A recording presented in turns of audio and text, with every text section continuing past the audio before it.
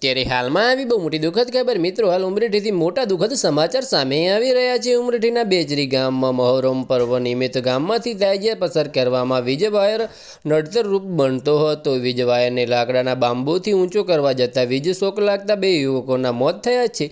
તહેવાર પૂર્વ 2 યુવકોના મોતથી ગામમાં ગમગીનીનો માહોલ જોવા મળ્યો હતો।